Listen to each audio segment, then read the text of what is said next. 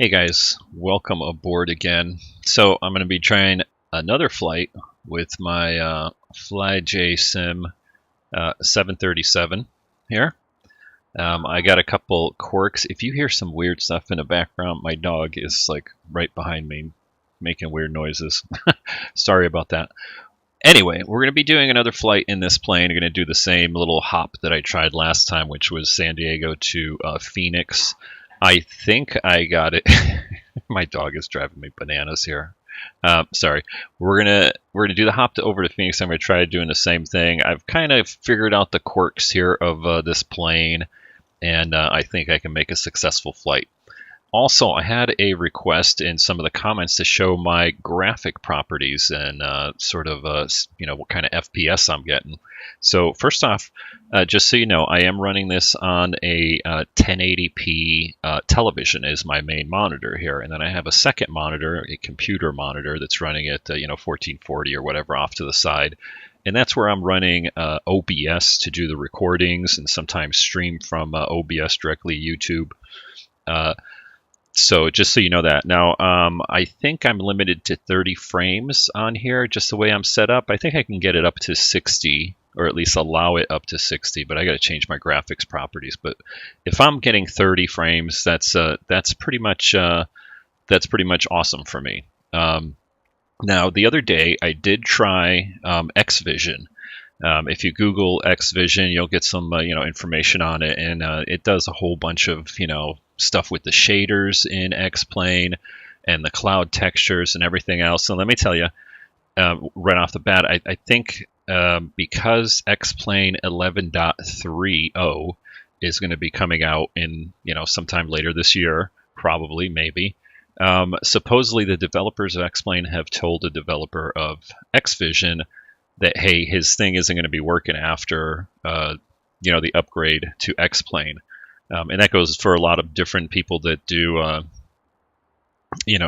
make sort of add-ons to change the shaders and stuff. I guess there's some background stuff there. I'm not completely versed in it, but it's not going to work. So I think the developer of Xvision put it out for free for a little while. But then it ran out of keys or something like that, activation keys for it. So if you were to go get it now, it'll work with 11.26. Like I got it for like $18, $20, whatever US. And it works great. Let me tell you, caveat, okay, it looks awesome. It looks so damn good. It was like, holy crap, I feel like I'm sitting in a real airplane flying over real stuff here, especially with like the ortho, the clouds and everything else, except it took a massive hit on my frame rates. I really couldn't run it. So like on a cloudy day, like right here, we've got sitting in San Diego, we got clouds. There's a marine layer here. It's a little foggy and everything. My frame rates went like on final approach went to like 7, 9. I mean, it was unusable. So I had to uninstall it and revert back to my old setup, which I get 20 to 30 frames, which is acceptable, at least for me. If there's some clouds like here today, we might drop into the 20s. Otherwise, as soon as we get above the clouds and everything, it's like 30 to 40 if I allow it to go up to 40. Now, one of the things that I do use to get that sort of frame rate is I use this. This is rendering options, and this is the newest one. And what it does is it lets you change all of these little different things. Now, I don't know if this is going to work with the new update that comes out, 11.30, but I don't know. It works, and it's free. So you can set some things on here to make everything look better. Sort of the defaults are pretty good. I think the only thing I'd change is like maybe my reflectivity on the water. I turn this stuff on just to make it look a little better. I haven't really played around with this since I updated it, because I had version 1, but this is the version, whatever, 2.2 or 2.1 or something like that. But anyway, I left all the defaults. I didn't change anything around here. You can play around with all this stuff and see how your frame rates are. But basically, out of the box, this thing, like without it, I'd probably lose like 10 frame per second. With it, I'm kind of like maxed out to what my computer can pretty much do, and I run an older graphics card. I recently updated my CPU, so I'm running a Ryzen 1600. On the CPU side, I have a GTX 970 graphics card, so it's with I think 4 or 6 gigs of RAM. I can't remember, but it's an older graphics card. But it does the trick here, especially with the rendering options. So that right there will help you immensely. Now, so let me just go show you what my graphics settings are. So go into graphics here. HDR, got to have that. So that's like the minimum. You got to have the HDR on in order to get a lot of the lighting and stuff like that. Texture quality, I don't know, I find right here looks good. You can bump this around. Anti-aliasing, I have it up at 4. It helps in some of the cockpits. You know, you see like lines. In this particular plane, there's still a little weird jaggedy stuff that I'll point out. But that's what I have that set to. Number of objects here, I just have it at medium. I can bump it up to high and it still works fine. And reflectivity detail, I don't know, I just have it right there. Sometimes I drop it down. I don't really notice any big deal. Using parked aircraft, and I do use VSync because I am playing on a television screen. So if you're on an actual monitor, you probably won't use VSync, but I get a lot of tearing, you know, where you're kind of moving around and the screen sort of tears a little bit, which is why I use VSync, and that probably does something to my frame rates. I don't know, but hey, that's the way I got it set up. So let's see, we talked about that. Okay, so let's jump in the plane here. We're gonna do, see, this is what I'm talking about. See these little things here, you get these little lines, and that's obviously limitation of my graphics card and my display on a TV screen. In some of the other planes like the Zibo, if I turn on anti-aliasing, this stuff kind of goes away. But you can see that if I move around here, I still get a little squirrely stuff here. It's not too visible. It's kind of dark here in the cockpit right now with the overcast weather. So in this plane, it does, you know, you get a couple of these little weird things like that. But otherwise, the frame rate here is probably the lowest that we will see during the flight, simply because it's overcast. And you know, I'm not gonna display my frame rate because it just kind of bothers me to look at it. But basically, I think we're probably around 20-ish, right around here, and we'll stay 20 until we kind of take off, and then it'll jump up to 30. You know, but I kind of, when I put the frame rate on, I tend to seem to want to chase frame rate for some reason, and that's just me. You know, I'm like, oh, it's dropping over here. Let me start tweaking, and I end up sitting there not enjoying the flight. All I do is spend all my time trying to get the highest frame rate.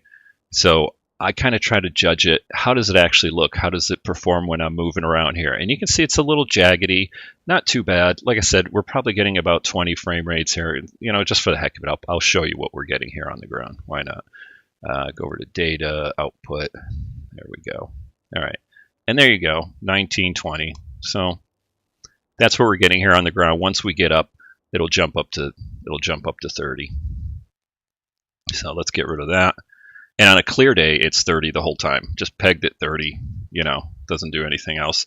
And I can just tell by looking around like this that it's a little bit, you know, we're not at 30 quite yet here. All right, so let's get started up in this plane.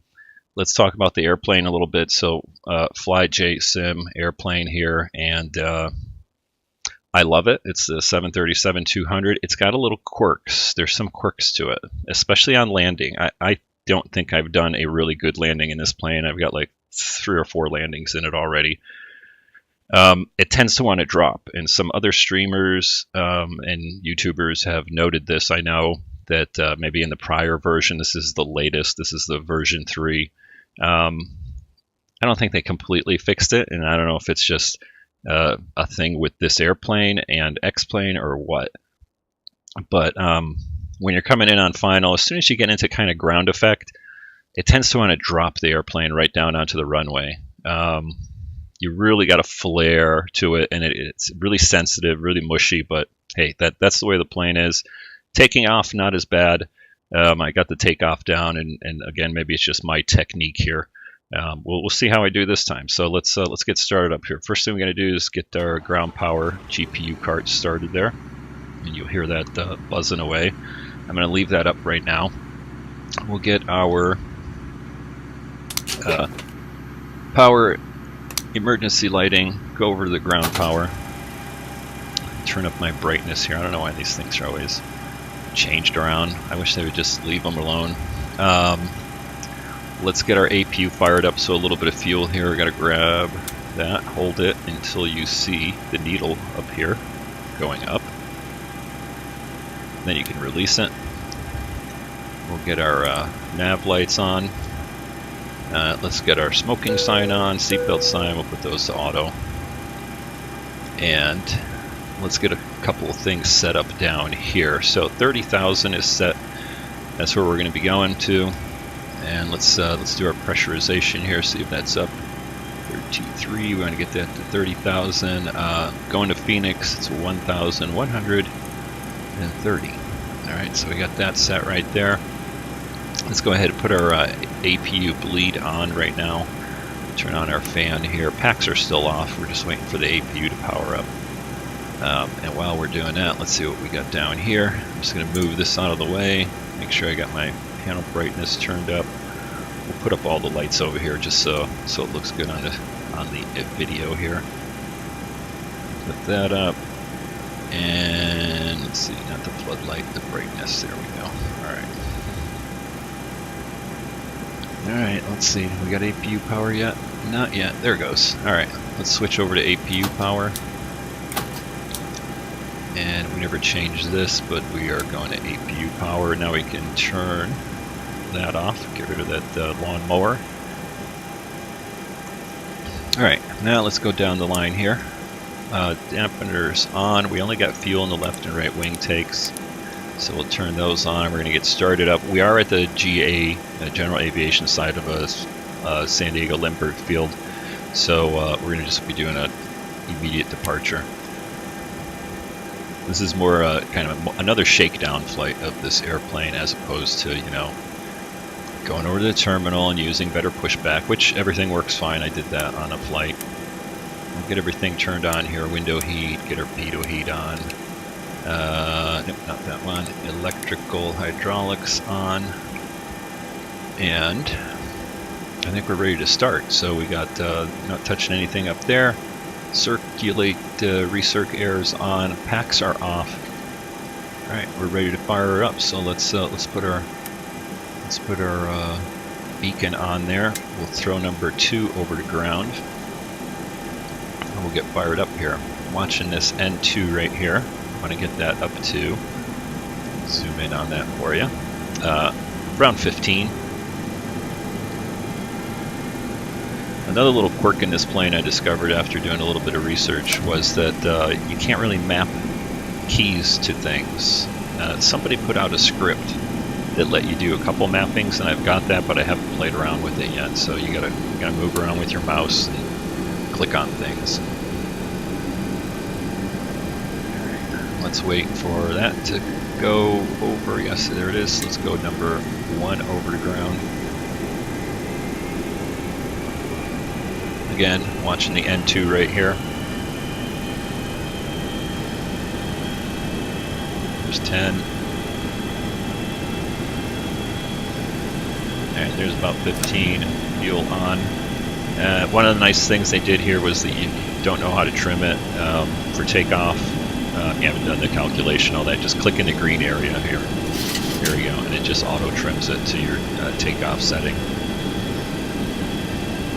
And I may turn down this volume a little bit. Let me turn it down just a tad so it's not too loud, because I'm going to be mumbling around over here. Alright, so engines are started up. Let's go over to engine power. And we're going to turn that over to Gen 1. And we're going to turn our bleed air off for our APU, put our packs on right and left. Bleed air is on already. Alright, we're going to go over to flight, low, or not flight, sorry, low ignition there. And we turn our APU off. And while we're sitting here, we're ready for an immediate departure, so we're going to go put all our taxi lights on right now. We'll hold off on the beacon. What else can we turn on over here? Logo light, sure, we'll put that on. Wing lights we're going to leave off. It doesn't really do anything for us. The only other thing I'm going to do is checking my things up here. Flight director. I'm going to go to heading on it, and I'm going to change this. Now, this little knob here, I figured out how this works. So basically, it's just an indicator, and you can see down here, I'm moving my thing up and down. I'm just going to put the marker right at 10. You know, so there's ground, 10 degrees, 20 degrees. I'm just going to put it there for reference. Autopilot's off, and all this stuff is off and on manual. And we'll engage that once we get up into the air. Let's see, we got an, what is this? Anti-ice. Is it on anti-ice? Is it that cold? Let's take a look. Did I accidentally hit my anti-ice? No. It's off. We're not doing anti-ice. Anti-ice engine. Let's see. If I put that on, do I get that off? Maybe because it's wet. I don't know. Anyway, we're going to reset that. We'll leave that on for right now. I don't think I've ever used that, so I'm just going to turn it off. We're going to see what happens. There is a quirk in this plane where the trim, it tells you, this lights up and tells you that the trim is, whatever, stabilizer trim is, that's max or out of room or whatever.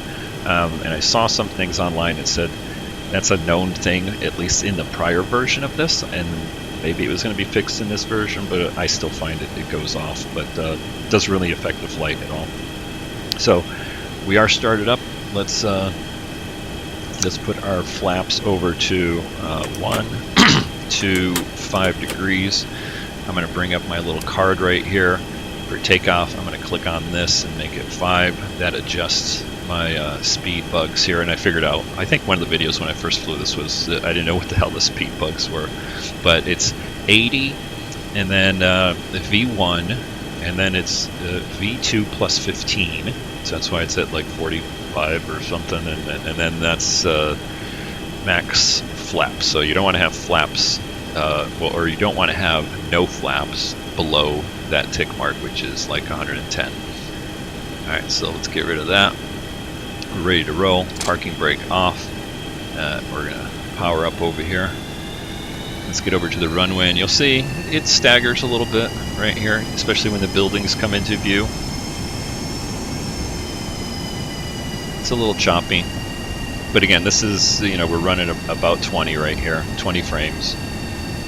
And this is the worst that I will see in my sim the way I have it set up. Alright, before I get over there, I'm going to brake a little bit. I'm going to put the shades up, because that's the other thing that drives me bananas in this plane. It's like the shades go up and down. And for some reason, these damn passengers, that drives me bananas when in real airplanes too. It's like, why do you have the shades down? People are afraid of flying or something. It's like you're sitting in a chair in a metal tube flying through the sky. It's like, don't you want to look outside and look at this marvelous thing we're doing? Nope, they want to close the shades and take a nap. Alright, see, and then right about here, get rid of some of the buildings. The frames are probably jumping up right here. And like I said, once we get up off the ground, it'll definitely be looking better. Put my parking brake on here. I forgot to get my ATIS, and we're going to turn our, there we go, turn that on. That's the transponder. Let's get our ATIS here. And 2992, that's all I really need, so let's turn that off. Let's go over here, 299. Or 2991 was the altimeter setting, so I'm just going to adjust those. All 3 of them. 1, 2, 3. There we go. Alright. Come up here, landing lights on, all our lights on, everything looks good up here. And do a final check. No weird lights. What do we got here? Pitot-static. We didn't have that on. Must have hit that for some reason. Alright. Get our views squared up over here, and let's go. Flaps are set, everything's set, transponder set. We can put our weather radar on. Why not? Zoom that out, put that over all the way. -1. See our weather radar will come up. Yeah, I know we're on the runway. Alright, that's it. Let's go. So, brakes off. Gonna power up. Get that out of the way. Alright, keep powering up. Alright, full power.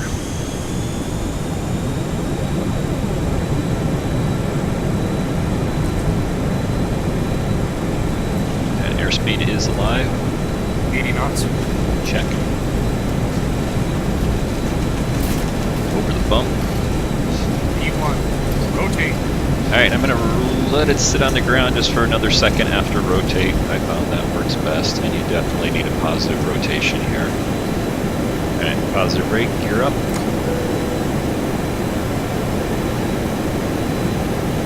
And you can see we're running probably about 26, 28 frames here in the cloudy conditions coming out of San Diego.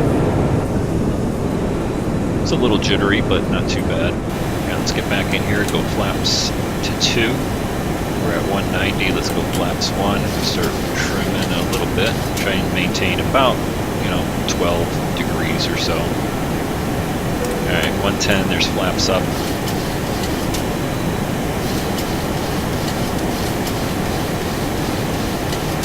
Back down a little bit. We're still at full power. See, it's getting brighter right here, and we're sitting at probably 25 frames here, 30 right there. Looking over the foggy Mission Bay Park. Turn this sound down a little bit more. All right. Manually flying the plane here. Now I got to turn right here. We're going to pick up the one of the VORs. We'll take a look at that in a minute.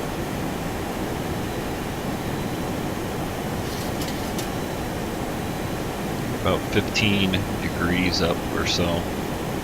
Watching my airspeed, making sure we're still increasing. Going to turn to about 300, 310. I did find one quirk with the weather setup here, and that is with the fog on this. Sometimes it draws. See, this looks all good, but then sometimes see, there we go. Here we go. See, we're looking at the cloud and there's fog, and this is something weird is happening right there, and I don't know how to fix that. So that's the only quirk. So you kind of get this little line of fog. It doesn't happen all the time, and it moves around when you turn. See. So I don't know what that is. It's probably a setting I gotta set. I'm not sure. I'll figure it out. If you guys know, post that in the comments. Alright, still max power here. I'm going to reduce it just a little tad there. Alright, and I got heading of 330. We're going to be turning there as soon as we get past La Jolla here. Let me see if I can see anything. Nope, in the clouds. Just popping out of the clouds here. Let's go ahead and get our the lights off. We'll leave our landing lights on, but the taxi lights can all go off. Strobes on, logo light can go off, and we never switched that one over to on. Those are nav lights there. Alright, there's 10,000 feet. Let's bring the nose down a little bit more, start speeding up. And we're going to 30,000 feet. So at this time, I'm going to go ahead. I'm going to move my heading bug back around to right where I'm heading. And I'm going to go ahead and hit the autopilot on. So it's on heading mode automatically. And we're starting to slow down a little bit, so I'm gonna get this our climb rate down a little bit here. See, and there's that light right there. Can't do anything about that. It just comes on. All right, there we go. We're starting to pick up speed again.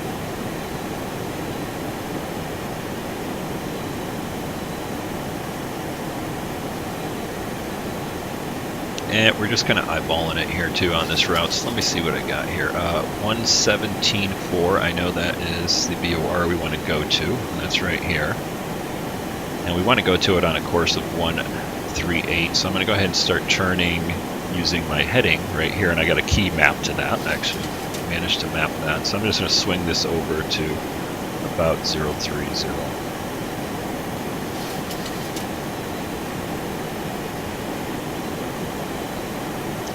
Watching my climb there, I'm going to nose the airplane down a little bit here.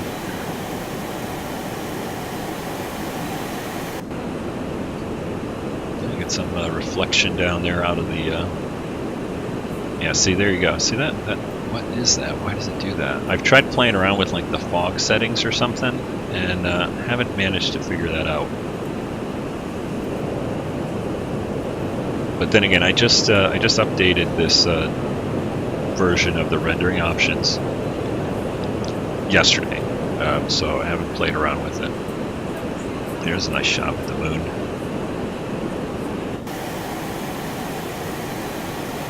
Alright, airspeed's looking good. Climbing out at about 2,000. We're picking up our course here, and VOR is coming in, so I'm going to go ahead and go over to VOR lock. It might turn us back a little bit here. No, good. I'm going to hold us right there. Let's take a look out front here. So yeah, Southern California, we've got our marine layer in today. Alright, let's get the rest of our landing lights off. Let's see how everything else is looking up here. Yep, everything's good. Pressurization looks good. And yeah, you can see we're at 30-ish right now, even with the clouds down below us. I'll throw the frames up for you. Let's see. All right, I lie. 19 in the cockpit. Okay, but if I go out here, see it jumps up a little bit. Yep, holding at 20. All right, I lied. So 20. Yeah, this one always goes down right here. I wonder why. 10, 3. It's kind of jumping around here a little bit. Oh, see, there's that fog stuff happening down there. Anyway, let's get rid of this and not focus on our frame rates. Again, this is really worst case scenario in my sim is these frame rates here in this airplane. You know, so if you didn't know it, you might think that was 20 something. This looks pretty nice. Gotta figure out that fog thingy. And it changes, like I said, it changes when I'm changing view like this. See? And it changes if you're rolling the airplane around. I've tried changing, let me see here.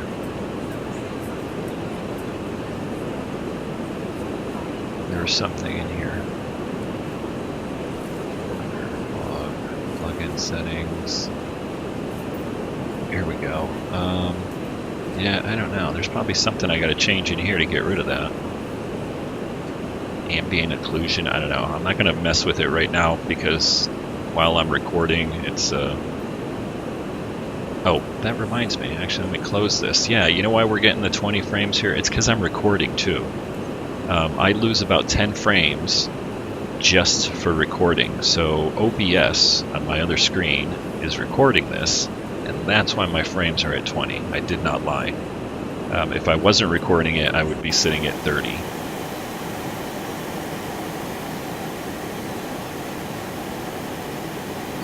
There's our weather updating there. We should be out of the clouds right here. This is Mount San Jacinto, Palm Springs over on the other side of it.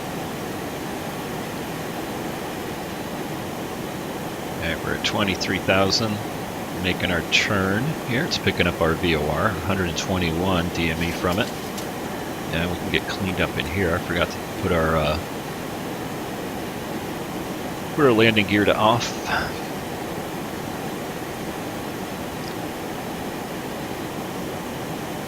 I guess we can put these to off, which is kind of counterintuitive because I guess you can put it to flight. I don't know. I haven't read that yet, but I'll put it to flight. What the heck? So, yeah, if you take a look at this, stabe out of trim. Okay, see how it's going on and off? Yet, we do have additional trim here. It's not maxed out.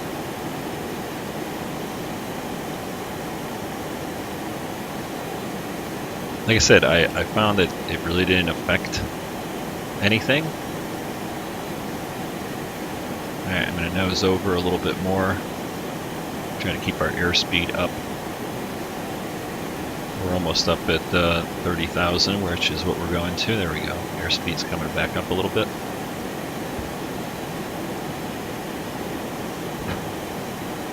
Fuzzy floating around in front of me here. And engine power has been up the whole time, maxed out. So I'm going to go ahead and bring it back just a little bit. I'm sure that's probably not the way they do it in real life, but that's the way we got to do it in the sim, or at least the way I do it. There we go. Still inching up, so that's good. And we're just at the top of the green arc, I think. 200-ish on this gauge. I don't even know what it's, EPR, exhaust, something, something. I haven't read that yet.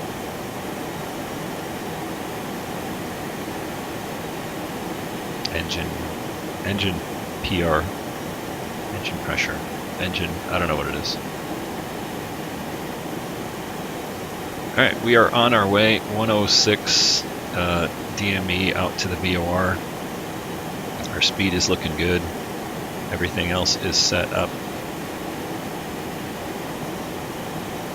Let's take a look at our fuel here. Looking good. Yeah, plenty of fuel.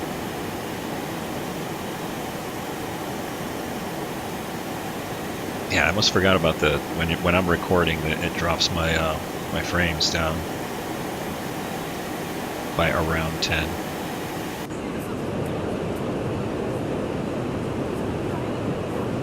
But still looking good here. That's you know, I'm guessing that's still at 20-ish. Maybe the clouds are leaving, so we might be bumping up a little bit more. We don't have too many clouds in the view. And that is Ortho 4XP. I think somebody else was asking me about the scenery. It's all Ortho 4XP. I'll do a video actually coming up, maybe later on this week, on Ortho 4XP and kind of how I use it. But this is all from the BI set. So when you're in Ortho 4XP, I tried a couple of the different ones, but I live in Southern California. As a matter of fact, my house is kind of back behind us there. Yeah, back under the clouds over there somewhere. And I found that the BI seemed to be more representative. One of the other ones was way too brown. It's like, you know, I know there's a lot of news about California's in a drought, but it is green here. Even though this doesn't look green, but it's a little hazy right there.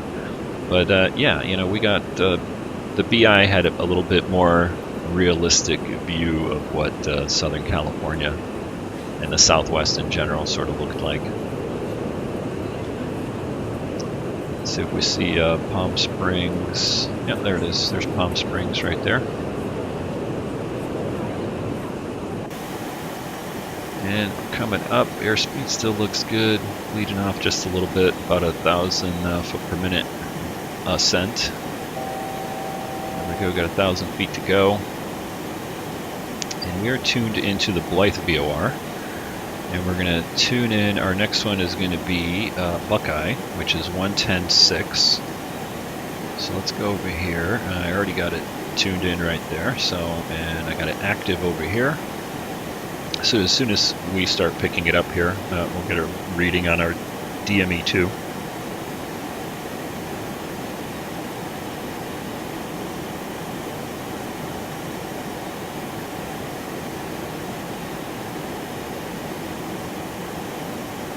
All right, 300 feet to go.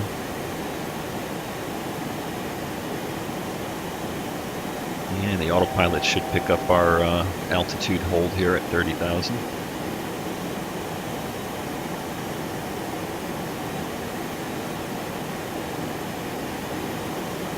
Alright, so no clouds. Let's take a look at my frames. And remember, we're taking a hit because I'm recording. So yeah, see, we're bumping up to the near 30 here. And again, if I wasn't recording, that would be pegged at 30.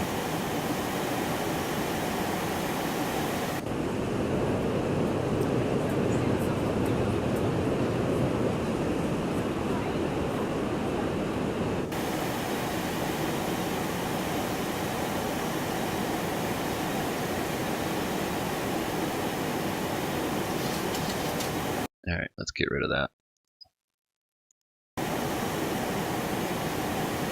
Probably take a frame rate hit just by displaying it. I don't know. Alright, so we are at 30,000 feet. Let's go ahead and watch our airspeed come up. We want to be around Mach 0.76. So we're right at the top of that. I'm going to start throttling back a little bit. See if we can get it to hold right there. Looks like it's still trying to jump up a little bit. Trying to get this down. I keep keeping an eye on this to see where my power settings are. And man, it's sensitive. I'm like literally, you can't even tell that I'm moving my throttle, but that number's changing. Trying to get it to like 180. Let's see what happens there. Alright, it looks like it's pretty steady here, so we'll leave it right there at 180. Alright, other than that, nothing else happening. Pretty boring flight here. Let's do a flyby. I'm going to turn down the volume there so we don't get our ears blown out.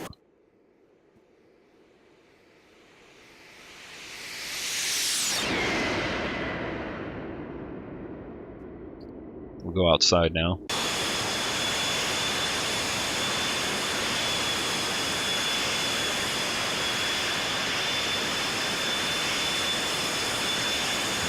Palm Springs in the background.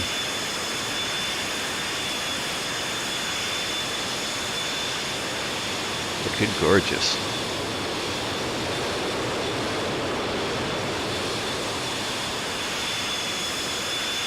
It's a nice view. I'll leave it right there.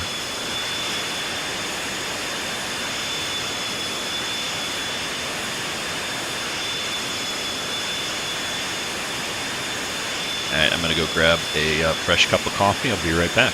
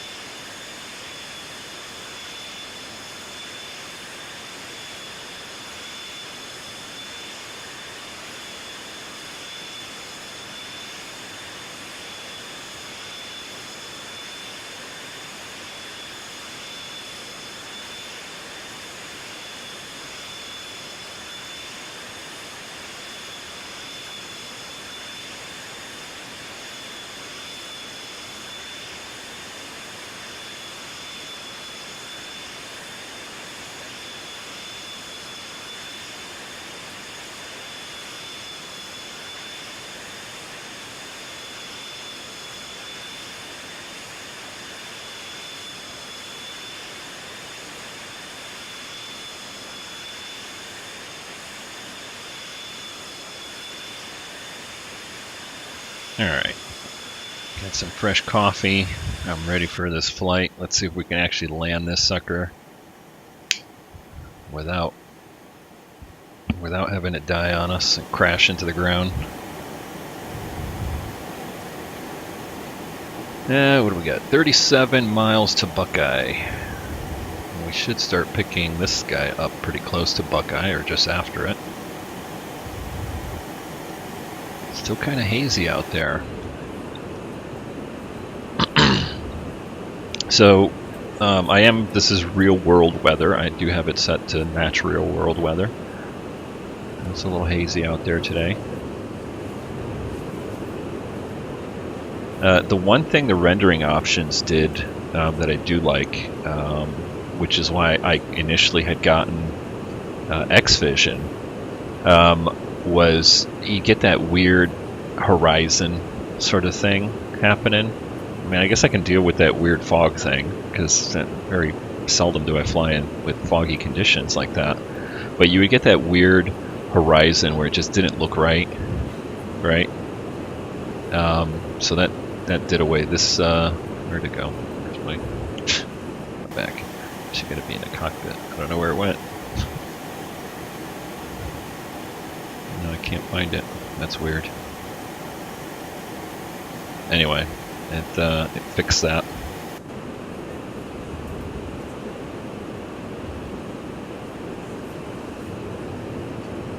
One of the things, I was going to mention that I didn't really like about X-Vision, you know, other than it looked fantastic. I mean, seriously, if you got a good computer and you don't mind maybe having it not work, you know, 3 months from now, it's worth picking it up because it looks freaking gorgeous. The clouds and everything look amazing.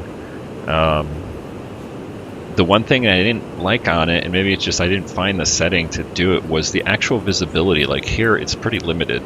Right? Like this is just a hazy day here, and if I went to clear skies, this would probably all just clear out. But this is actually kind of like what it looked like in X-Vision. It was always a hazy day. It was always hazy, and your visibility was just limited. I don't know if that was a setting someplace. I kind of tried to play around with it. I could never get the visibility to go higher than kind of like almost what you're seeing here, right? Which I didn't like, and it was actually more hazy throughout, you know, closer up. I don't know. I mean, I guess maybe it did that because of, you know, to try to keep the frame rates a little bit higher. But, yeah, other than that, it looked great. Everything looked like amazing. But unfortunately, it's a little bit too intensive for my little computer here. My little 970 graphics card.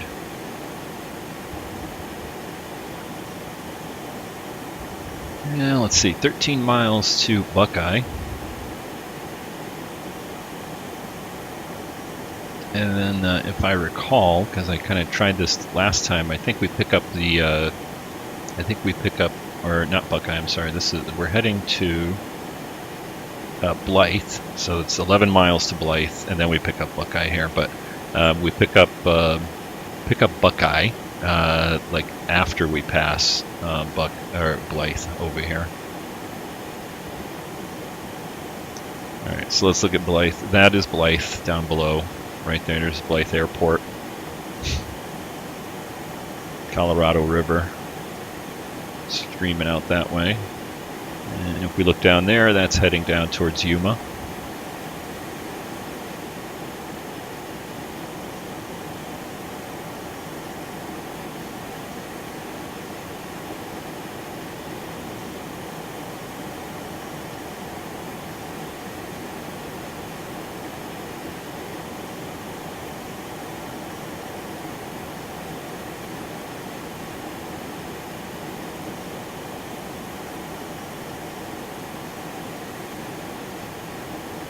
Alright, so what I'm doing here is I'm setting my my heading bug. I'm trying to get it right on here. And it's as close as we're going to get. Alright, and then I'm going to switch over to heading hold. Boom. No, forget it. Too late. I was trying to go over to heading hold before we crossed the VOR, specifically because what you just saw right there, the plane kind of does a little jinx. Nope, not fast enough. So you can see we're going up to 6. We just passed over the VOR. Not that it's a big deal, but I wanted to see if I could eliminate that little wiggle while it's crossing the VOR.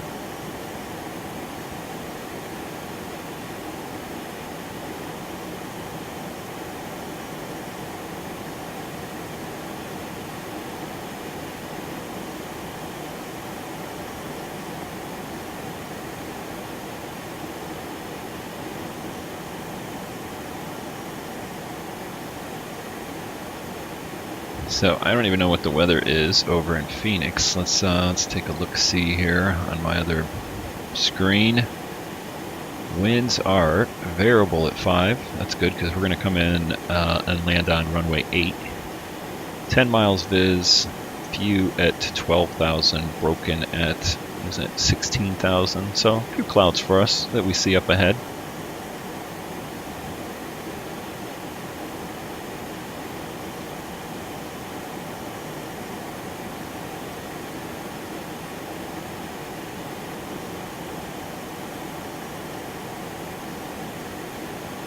And let's see, we're going to start our descent. Thinking about this. Well, it's about 41 miles from Buckeye to Phoenix, and then we're going to start our descent, maybe 60 miles from Buckeye. So once we got 60-ish here, that'll give us 100 miles to descend down, maybe a little bit more. We'll see what it comes out to. Yeah, localizer, there we go. Got a little warning. There we go, 80 miles. 80 miles to a Buckeye now, so we can actually swap over here if we wanted to. Normally the changeover point between VORs, unless it's marked on the chart, is halfway. So, you know, we're using this VOR right now. We are picking up the next VOR. And so once these two match distance-wise, would be like, I think this actually works out to be like 39 or something out of 36, I forgot. 49 or something. So once they're halfway between the two, that's when you swap over your navigation to the next VOR, unless it's marked on the chart. We're not actually flying there. This isn't an actual, there isn't an airway that goes directly between Blythe and Buckeye. It kind of splits off with a couple of intersections in between. So I don't have a good indication, at least on the high chart. Let me look on a low chart and see if there's anything.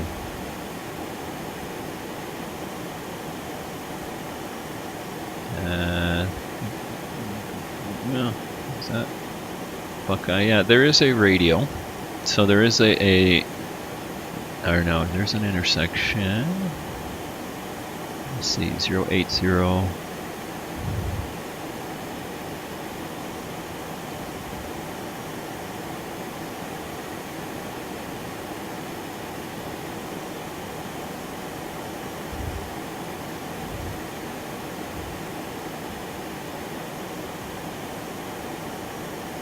Yeah, I don't see a changeover point between these two, even on the VFR chart, so halfway.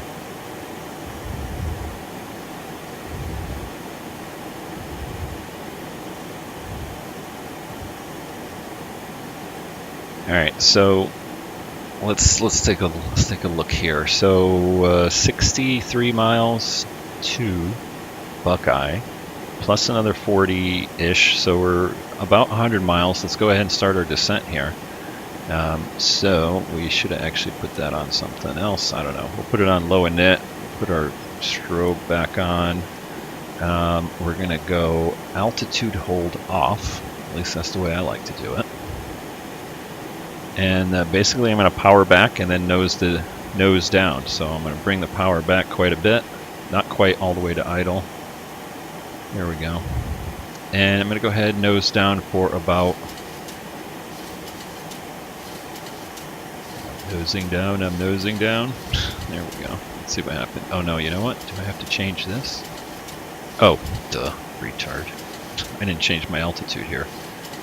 Alright, there we go. Now I'll be able to nose down. We're going to go down to 6,000. There we go. Alright, so now, again, this thing here is just reference. Even if I leave it at 0, it doesn't do anything. Alright, now it'll let me nose down.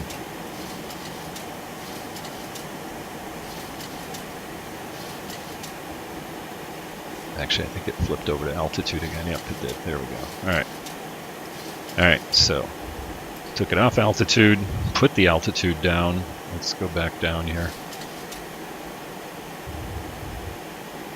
Alright, there we go. So we started our descent. So yeah, I did that kind of wrong. Normally what you would do here is put your altitude down, then go to off, then nose over and start your descent. And I've seen other guys, they go over to like indicated airspeed or something, and you know, I've got my airspeed at 250 here anyway.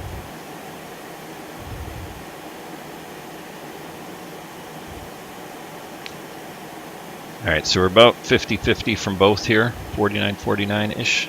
So we're going to switch over to the Buckeye VOR, come over here, and before I do that, I'm going to take this off of, I'm actually going to go to heading. Alright, there we go. We'll go to heading first. Then I'm going to switch over to the Buckeye VOR. Come on, hit it. There we go. Over to 110.6. And you can see that's off to the side, and that's why I did that. So let's see, we'll change this over. Get an intercept course. I think it's supposed to be like 19 or 187. No, 78. 178. That's what we want. 178, okay. And I'm going to use my heading hold to get onto that. So we're going to go ahead and turn right about there. About 30 degrees off. 10, 20, 30. There's 30 degrees off. And then we'll go over to VOR lock. So it'll pick that up once we get closer to it.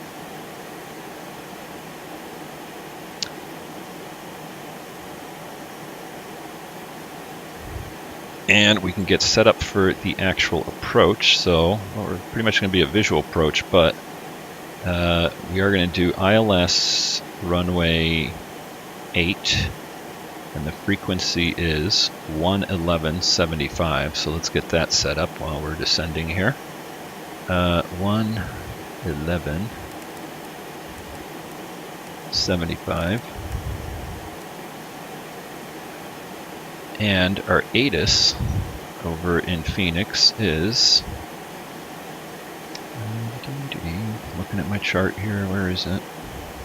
Last thing I always look at, 127.575 actually, so we'll pick it up here.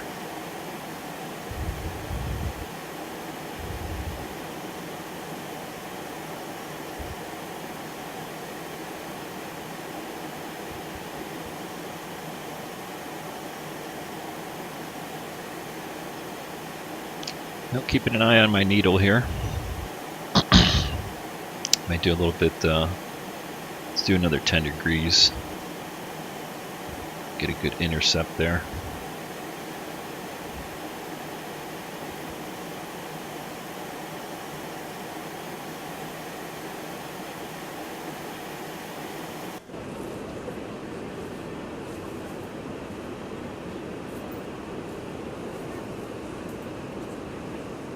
So like I said, the weather, at least real world, was, what, scattered or few or something at like 12,000. So should be a nice visual approach here once we get below the clouds. And actually for VOR2, let's go ahead and put on our ILS frequency here, which I also have right there. So we can get some D and E information once we start picking it up. So we know we're 29 miles out of Buckeye, and then we got another 41 miles after that.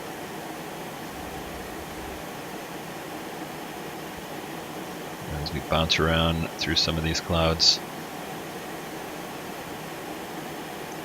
I've never figured out why that happens in X-Plane. It's a little quirkiness.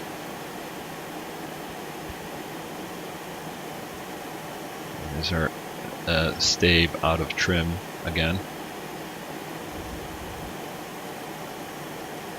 Doesn't matter what I do, and again, this is just reference, even though nothing happens. I haven't figured out what this does, but I'm not going to touch it. And this is kind of neat. You can put the compass up. Not sure why you want to do that.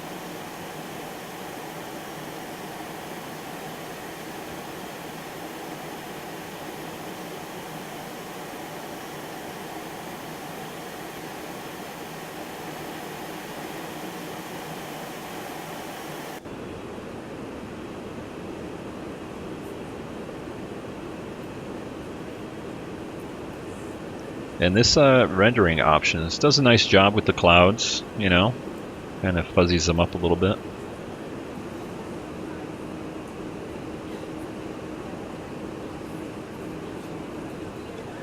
Yeah, it's starting to look like Arizona.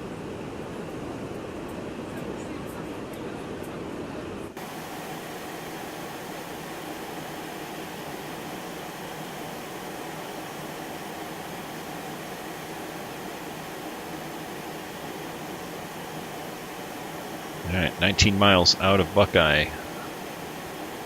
which means that we are 59 miles out right now from the airport, roughly.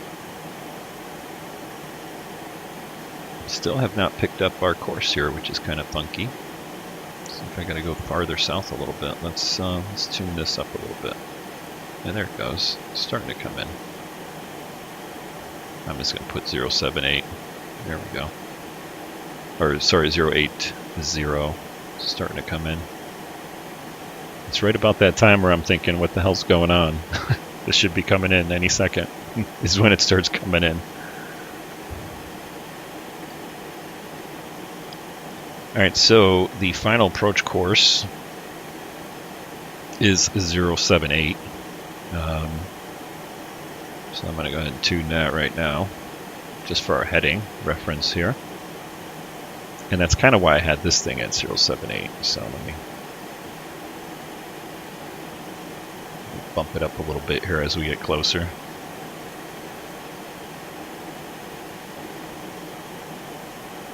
So it's kind of almost a straight shot right from the VOR onto the approach. Alright, so roughly about 50 miles from the airport, we're at 70,000 feet, or 70,000, yeah, 17,000 feet.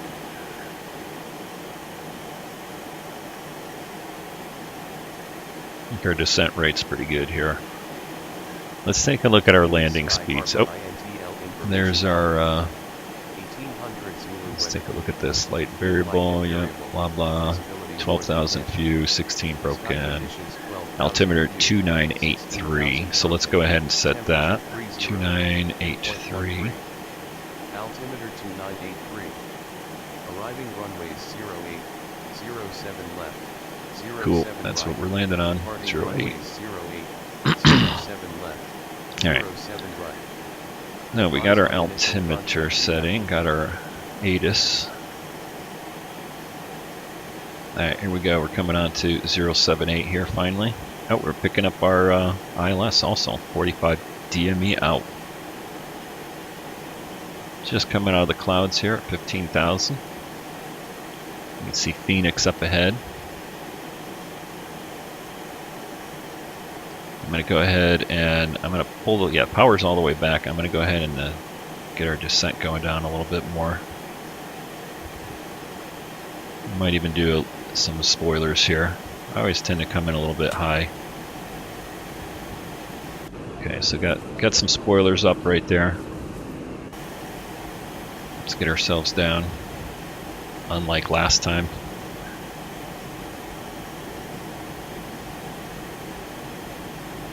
Let's see if we can get about 3,000 feet per minute here. Spoilers all the way up. See if we can hold that airspeed. Yeah, just about. Okay.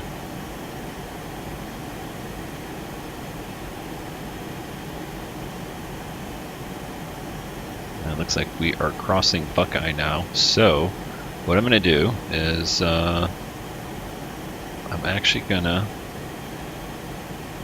move our heading over my heading bug right there, and I'm going to go to heading hold. And we're going to switch over to the ILS. Alright, and that's 078. So there we go. You can see we got to kind of move over a little bit. Oh, there it goes. I'm actually going to flip this over to approach. So we are on our approach now.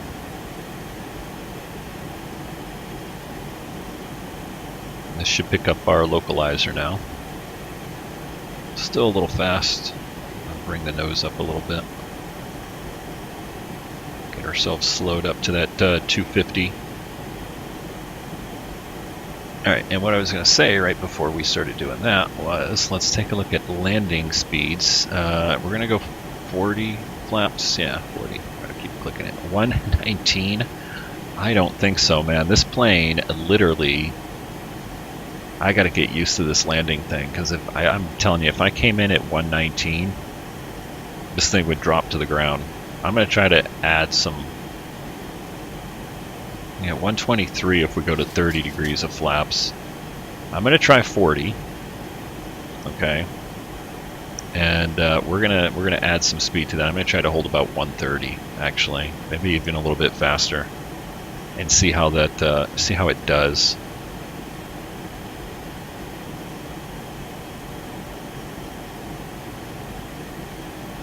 All right, we are 31 miles out. Let's go ahead and start getting some landing lights on here. We'll get our taxi lights on too. What the hell? Light the thing up like a Christmas tree. All this stuff's on. Logo light on. Don't need the wing lights. I mean, I guess, at least in the daytime, I don't see the need for it. Alright, still trying to get ourselves slowed down here a little bit. We're going to 6,000 feet, where we will coast until we pick up the glide slope. There's our 1,000-foot warning. Should start bringing our nose up here.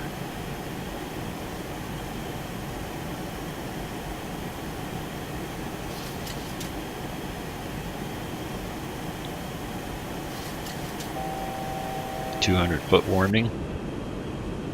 Alright, you can see it's nosing up. I'm going to put the spoilers down. And I'm actually going to power up a little bit. We don't want to slow down too much. I'm going to turn the volume up here just so you can hear those nice engines. Not too loud. There we go. Throttle back just a bit. Try to hold about 130.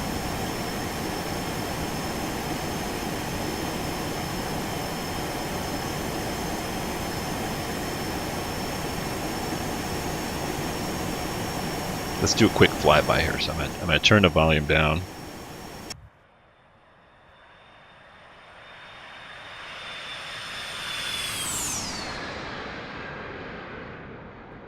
Pretty.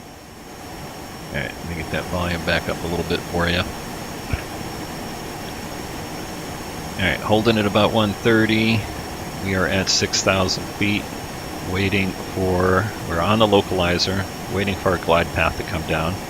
And at 6,000, we should be hitting it. Let's take a look here. We should be hitting it pretty soon here. 21 miles out. We should hit that. That localizer should start coming down right now. It says that at 22 miles, 22.1 miles out, the localizer should be at, well, correction, hold on, at 14.9 miles out, we should be at 5,000 feet. So we should intercept that pretty soon. See that thing coming down.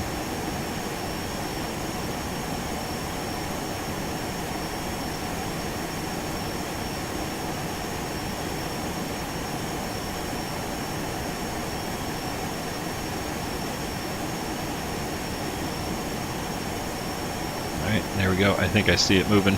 Yep. Starting to inch down here. You can see that starting to come down and see that starting to come down. So let's double check. We are on approach. Approach. Altitude hold. Everything looks good.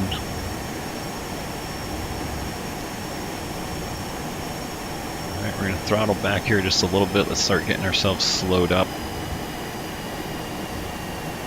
to right around 210.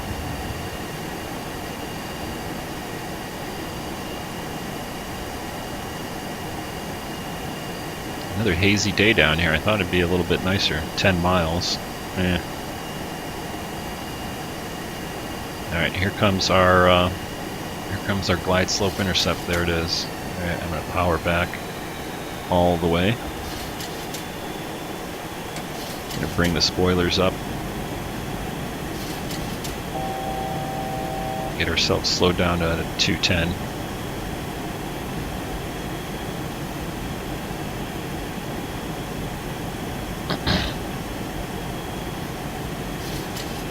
Starting to see the airport in the distance there in the haze in downtown Phoenix. Alright, so last time I think I had my spoilers up and I dropped my flaps and all chaos happened, so we're going to make sure my spoilers are down this time. Alright, we're at 107, spoilers down. Let's go to 2 degrees of flaps.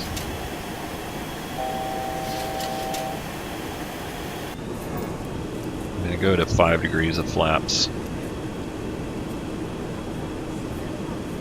So far so good. Nothing crazy happening.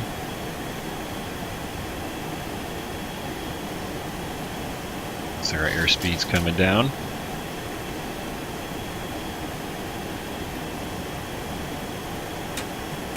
What's our gear limit here? 270? Extension, 270 knots. Okay, flaps, say 235. Oh yeah, we're well within our flap limit here. 10 degrees is 210. Alright, so I'm going to go to 10 degrees of flaps here. Let's get some more drag out there.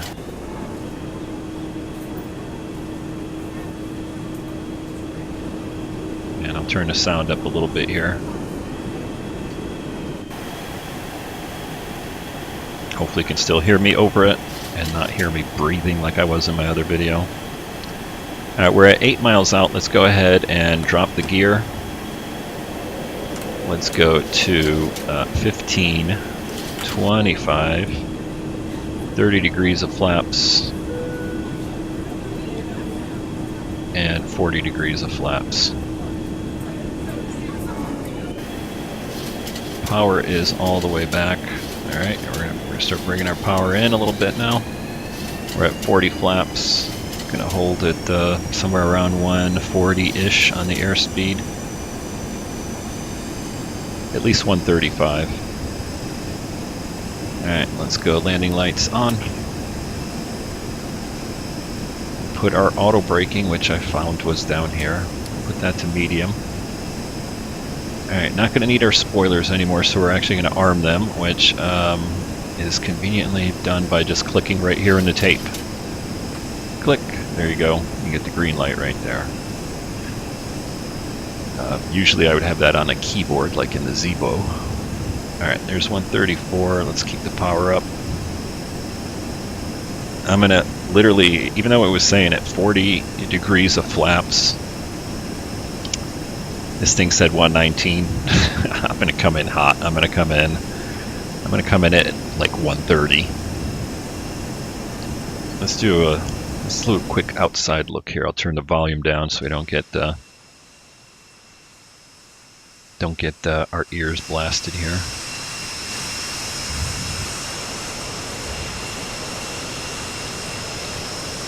Good, nice.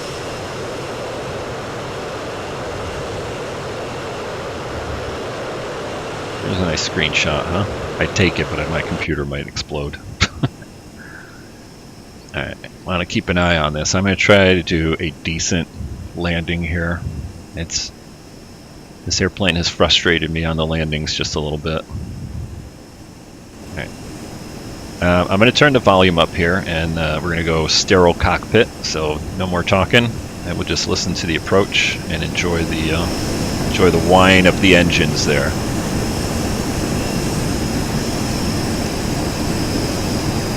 1,000.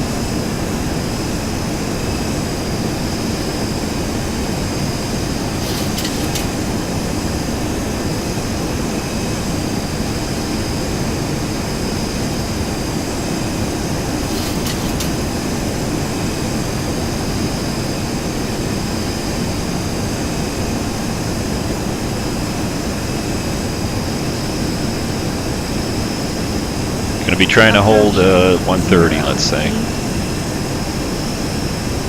So that's like 11 over, we're 12 over the calculated landing speed.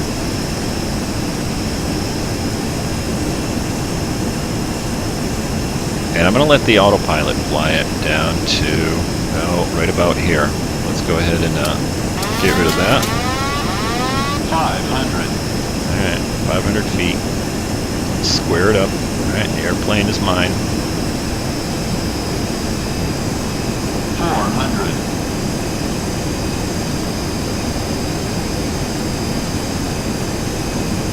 See, it's kind of wanting to drop here on me, or at least it feels like it is. Throttle up a little bit. Trying to keep that 130-ish at least.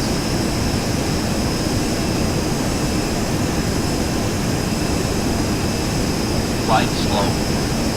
Yeah, I know. It's because this plane wants to drop below it. Alright.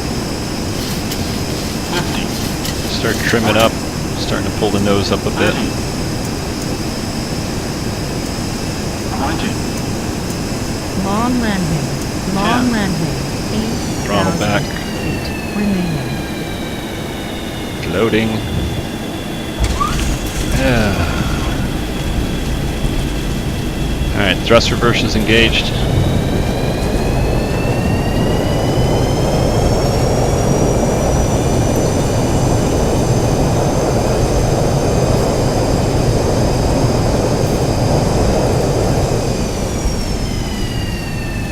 Alright, manual braking.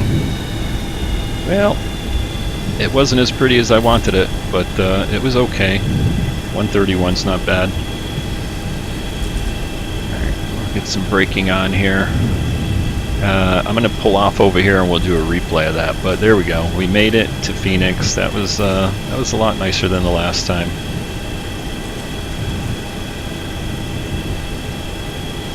And yeah, I can actually tell the frames are a little bit lower right here. We're at like 20.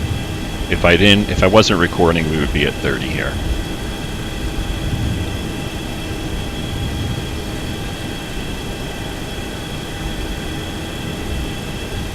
Turn that volume down again.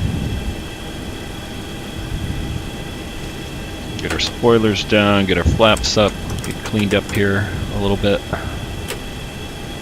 Alright, I'm just going to stop it right here, and let's do a replay. Let's see how how atrocious that landing was. Alright, let me go over to a replay mode. There we go. That's not replay mode. Replay mode. There we go. Alright. And we're going to look out the window here. Let's look out this window. There we go. It's not too far. There we go. A little bit closer. Closer than that. Okay, here we go. Let's watch this. Yeah, see, when you arm the speed brakes, they actually pop up a little bit. See? Let's watch this one. And what was that? Is that 1,000 feet? Let's get in a little closer there. Yeah, with the clouds here and recording, the frame rate's a little cruddy. Alright, so here we go. Now I'm in control of the plane at this point. 300.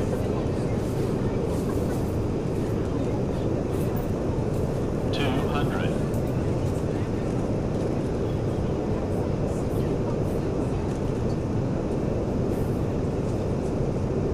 100. See there, it's trying to drop right there, right at 100 feet. 40. 30. 20. 10.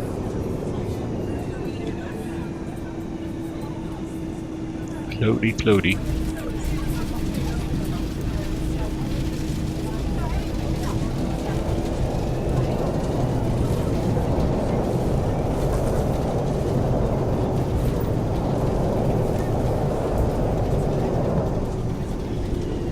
Alright, let's back it up and do that again. Except this time we'll do a, let me see here. We'll do the view at the runway here.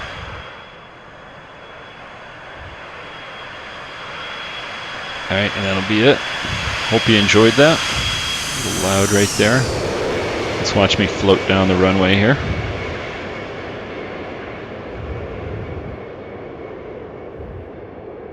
Anyway, hope you enjoyed the flight. Hit the subscribe button, hit the like button. If you have any questions, go ahead and just comment on the video. Hope you enjoyed that in the 737-200. There we go, floating down the runway, and then a nice little touchdown there. One of these days I'm going to get a hang of this plane.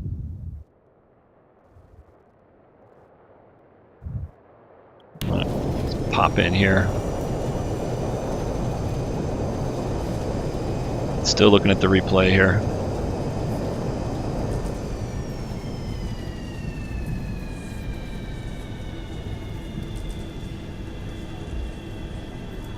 Well, we made it to Phoenix alive this time without breaking the plane, so we're getting better. Like I said, a couple more flights in this thing, I'll get this landing figured out. Like I said, hope you enjoyed that. Till next time, take care, guys.